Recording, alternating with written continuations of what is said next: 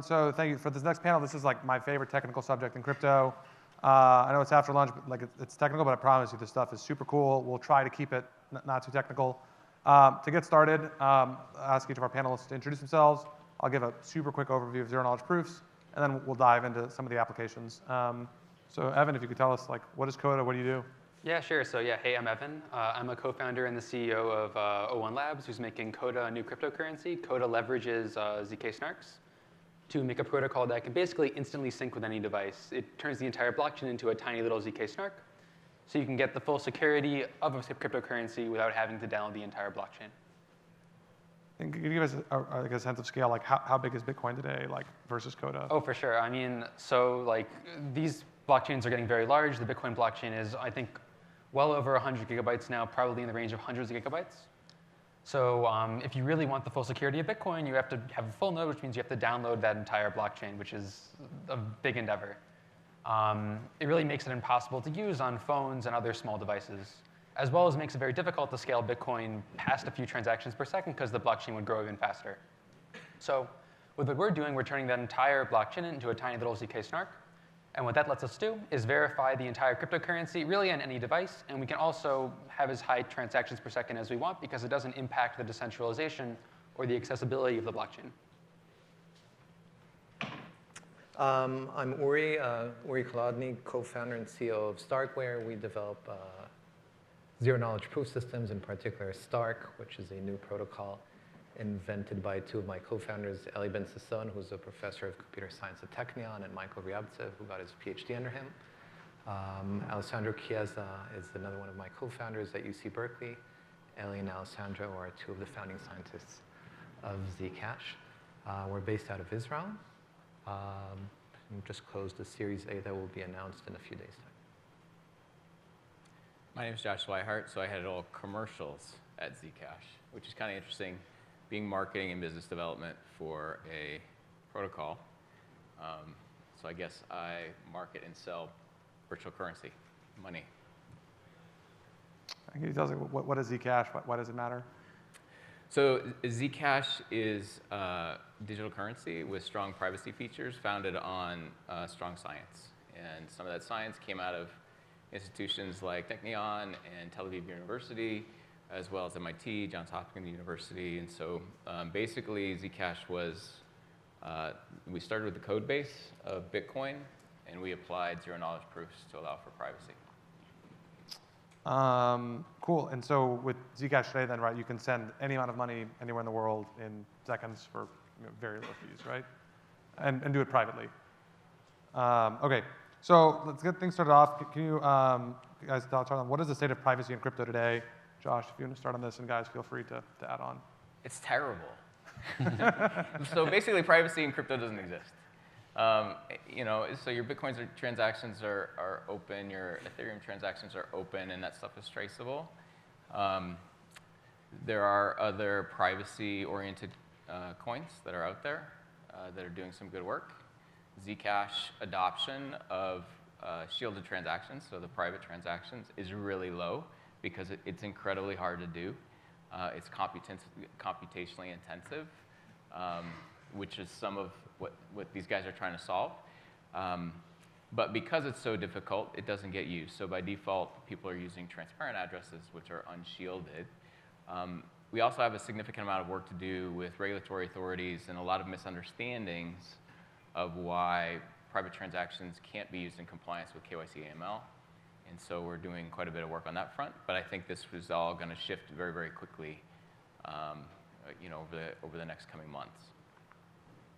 You guys want to already touch on some of the interesting applications you've seen, financial services and such, I don't know, around crypto? So I think in terms of zero-knowledge proofs, I think there are two main branches that are of interest. One is privacy, and this may be the opportune moment to make a comment I wanted to make this morning with the stablecoin panel, and that is to say that zero-knowledge proofs can be applied in the context of privacy, what we refer to internally as regulated privacy. And that is to say that we're no longer talking about this model where sender and receiver are anonymous for all posterity.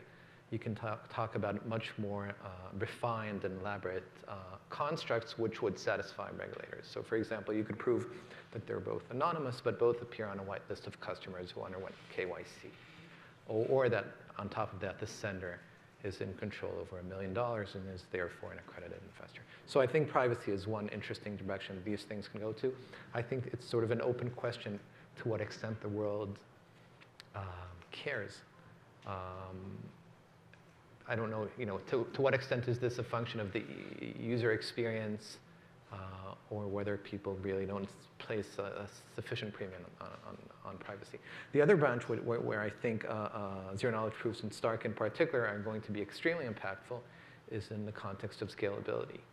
And there, the basic building block doesn't necessarily even entail zero knowledge.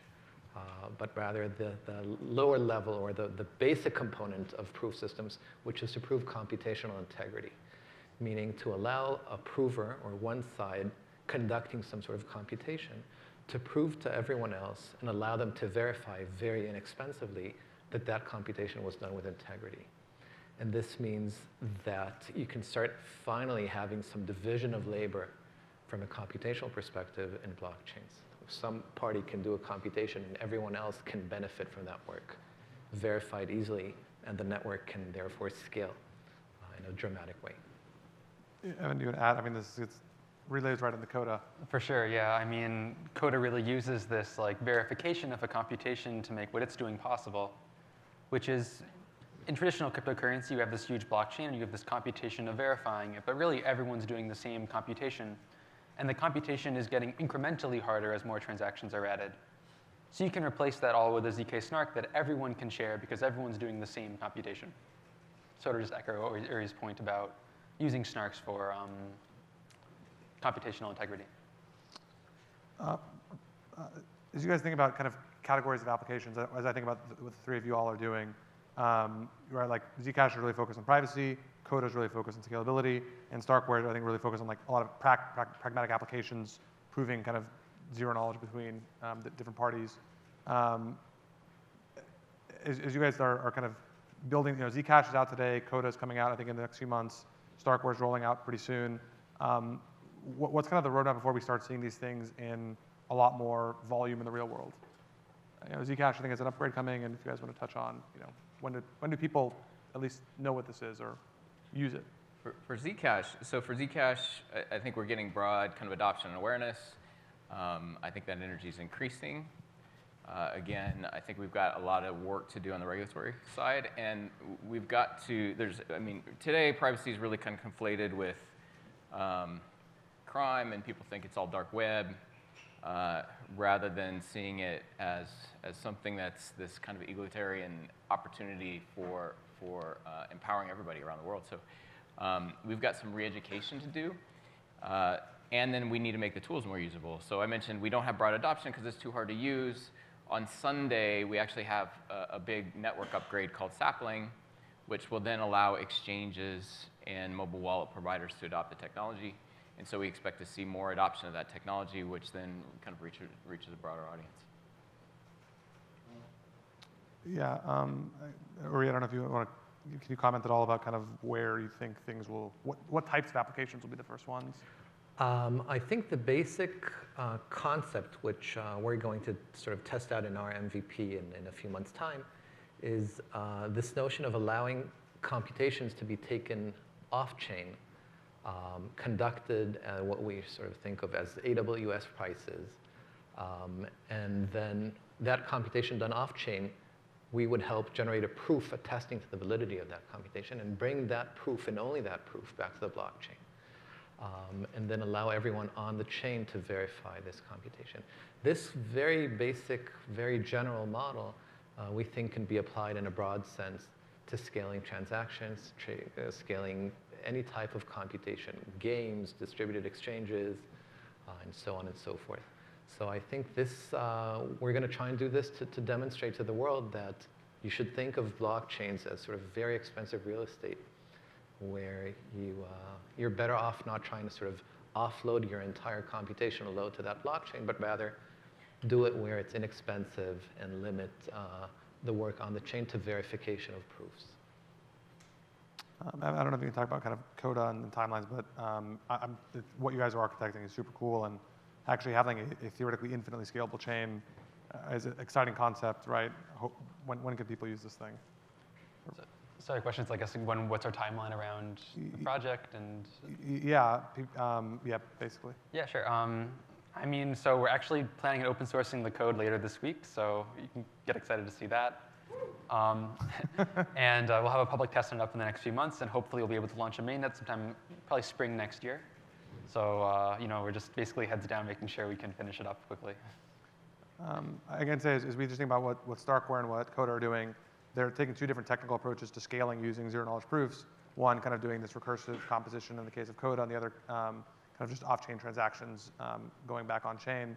But both of these approaches, if you ask like the people in Bitcoin, how do we scale Bitcoin? They talk about things that get you 2x, 3x, 4x improvements.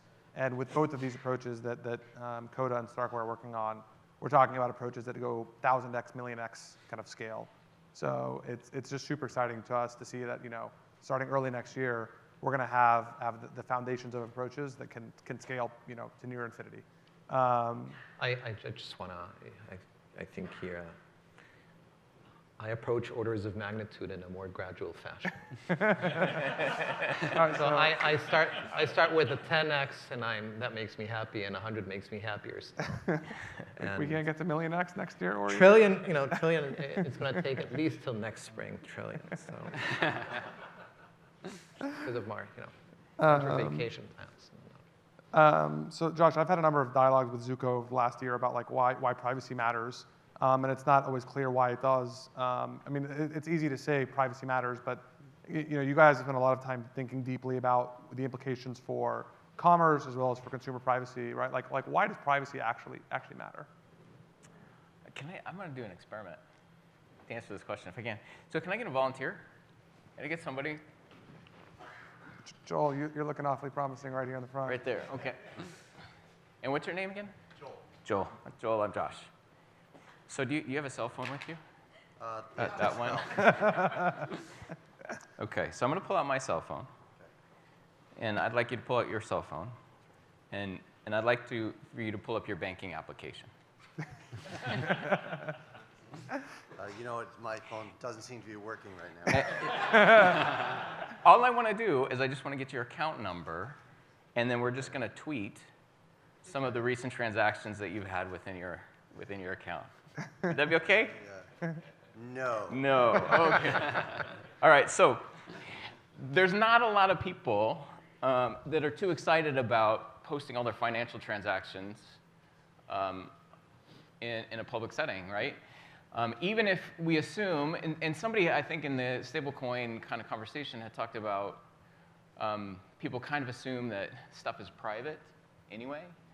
But the reality is because we have this pseudo-anonymous address that we can send things to, but we're getting really, really good with the heuristics of being able to kind of understand not only what's sitting within an account, but all the transactions in and out of that account.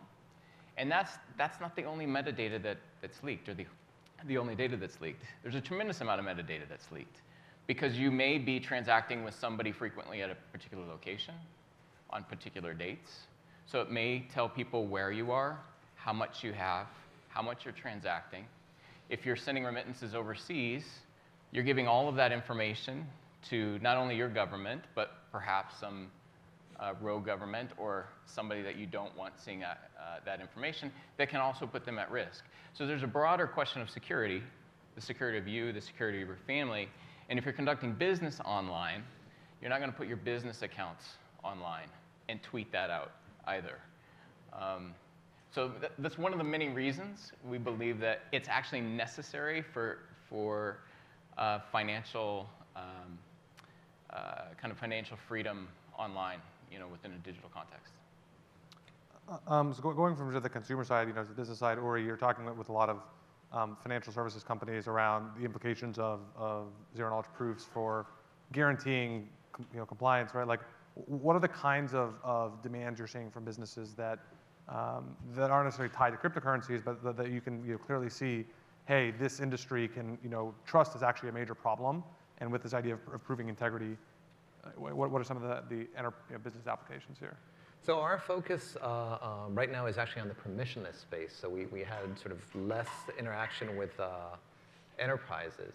But I think there are some exciting directions one could go in with zero-knowledge proofs. One particularly elegant idea is proof of solvency, so for crypto exchanges.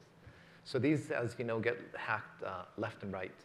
And so they can bring in auditors to check show that their assets exceed their liabilities. And in the process, of course, they reveal very sensitive information, certainly to the auditors, like their private keys, but also to the public. They could use zero-knowledge proofs to create periodic proofs to the public, regulators, their customers, saying, we are hereby proving to you that our assets exceed our liabilities. And in fact, we can now prove to each and every customer that the liability, that the amount owed to them personally is accounted for in this global proof just created. And this is a very powerful notion, and one which, to my mind, demonstrates for the first time, for me, this was sort of an aha moment of here's something that zero-knowledge proofs and crypto assets can do, which you can't get that level of assurance with financial instruments today. This level of transparency that should make the markets more efficient. Anyway, so I think that's a very interesting direction to go in. I must say that exchanges and crypto exchanges were, they weren't sort of rushing into this. I think they would wait for the regulator to hold a gun to their head, and then they will willingly do this. Anyway, it's early on in the process. I'll say if that was the one order of magnitude jump, when I go, 5 more orders of magnitude, what gets us so excited about Starkware is the idea that every insurance company, right, like if you're an AIG, doing some sort of reinsurance, they could be able to prove to the world at all times. They could prove to regulators, prove to their customers that after they do every transaction, they have not exceeded any risk thresholds, right, and without actually having to open their books to the world. Yep. And to be able to guarantee adherence to every conceivable risk threshold you can imagine to the public. If you think about systemic risk in the system, right, like how do we avoid another 2008? Well, we're never going to get all the companies to open their books in perpetuity, but this is actually a way where we could get a lot of structural guarantees in the system that literally you cannot mathematically forge your way out of. And so like that's the stuff that, I could jump 5 orders of magnitude. Like I'm super excited about what. And you can do these things in a very sort of delineated fashion, meaning reveal exactly that information that is needed for the transaction and nothing beyond that. Cool. So, let's fast forward, let's say a few years from now, Evan, right? Like a lot of people here have talked about layer 2 scalability, people working on layer 1 scalability, right? Like what's your vision for like, how do blockchains look in a few years? Let's say we have infinite layer 1 scalability, right? Like what happens? I mean, I think that would be really exciting, especially for people that want to build applications on top of these, people that want to use cryptocurrency. Most people right now are using them through basically through a third party, and that's not really the way we want to be using these technologies. We want to have direct access to them. So I think making that possible and making it scalable is going to be a big part of pushing the industry forward.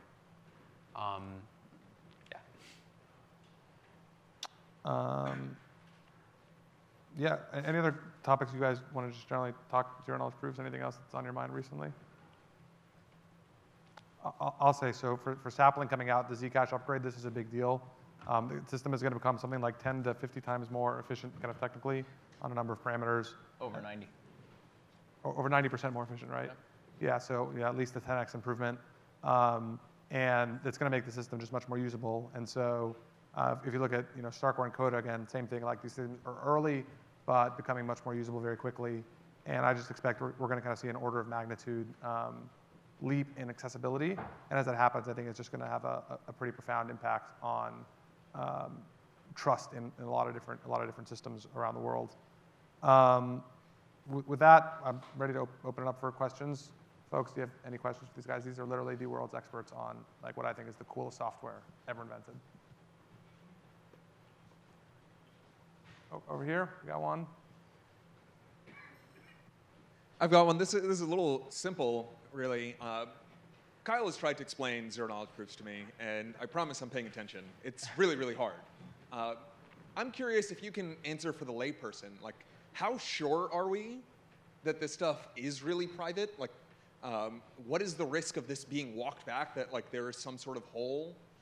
You know, like people were relatively sure that like these Intel chips were really secure, and then like this year we find out that like 15 years of Intel chips are vulnerable to this extremely esoteric and sophisticated attack.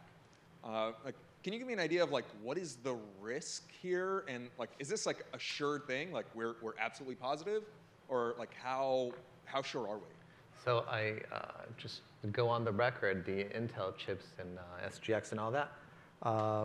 Some of us were pretty confident that it's just a question of when, not if, this thing will get hacked, just based on prior experience. So there's one remarkable thing about cryptography, that at the heart of the matter, there is, amazingly enough, there is faith and not logic, meaning, for example, hash functions, we have no formal proof that they are what is often referred to as hard, that given an output of a hash function, it's very hard to compute the input of that function. That is something that we've established over the years, as you know, cryptographers will tell you this is a safe hash function. So we don't know for a fact. In this context, in cryptography, old, simple, battle-hardened is good news. And that doesn't mean that new stuff is not likely to withstand the test of time. But for us, for example, with Stark, which relies on much older and leaner cryptographic assumptions, that gives us some assurance that we're on somewhat safer footing there. Assurances? By no means. I think that's one reason to start with permissionless networks, because I think the permission space is waiting to see, much like JP Morgan with Zcash and with Snarks, to see that this is out in the wild, accumulating value on top, not getting hacked left and right. After a couple of years, they say, well, this is basically the world's biggest bounty program. It stood this test, and let's now start thinking about bringing it into the permission space, for example. Yeah, to that end, just to quantify that, right? Zcash today is worth 500 million, a billion, you know, somewhere in that range.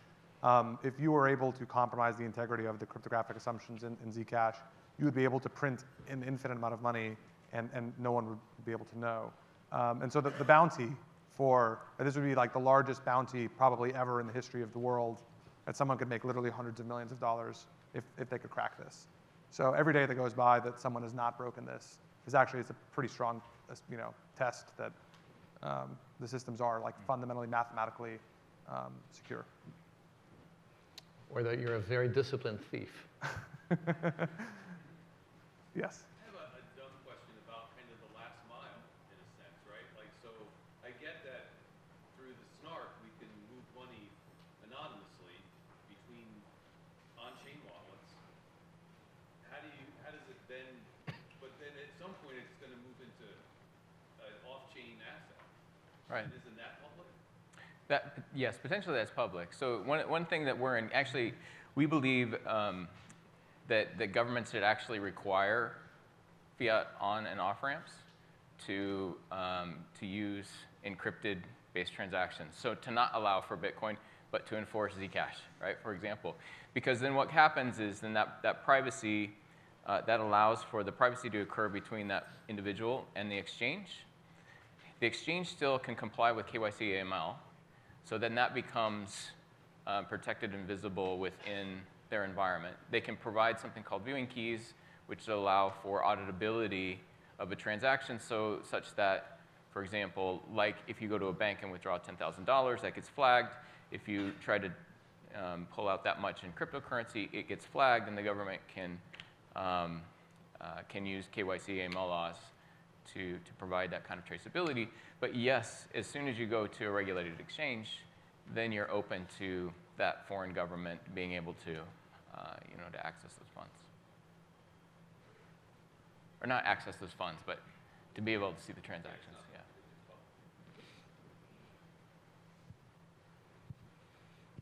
yeah. This question is specifically for Evan. Can you talk about the difference, explain to a non-technical audience the difference between the approach that Coda takes to sort of compress the data in the blockchain versus the approach that something like Grin using Mimblewimble takes? Sure. Let's see. I guess like the primary difference is that because Coda is leveraging snarks and snarks are Turing complete, we can support a much wider range of possible computations on top of Coda. We have a lot more freedom over what we choose for like our consensus algorithm, what we choose for like what kind of transactions we support. That's like maybe the primary thing is more design, freedom. But happy to talk more offline about other differences as well. I've got another one for you all. So, Evan, this one's more for you. And a lot of our discussions about Coda and what you guys are working on and looking at kind of the current state of zero-knowledge proofs on Zcash, which is really the world's first large-scale implementation of this stuff. One of the big challenges is they're slow to produce, I think 40, 45 seconds today. The new upgrade this week is going to help, 10x, which is going to be a big improvement. We've talked a lot about parallelizability in GPUs. Can you walk us through like what is possible here, and can we actually make this stuff, 10 milliseconds? I mean, is that possible? Like, how do you get there? Right, so the two primary things we have to factor in here are the verification time and the proving time. The verification time for snarks is very, very fast, around 10 milliseconds. But the proving time is still pretty slow. It's around, on Coda, 60 seconds for a single core per transaction.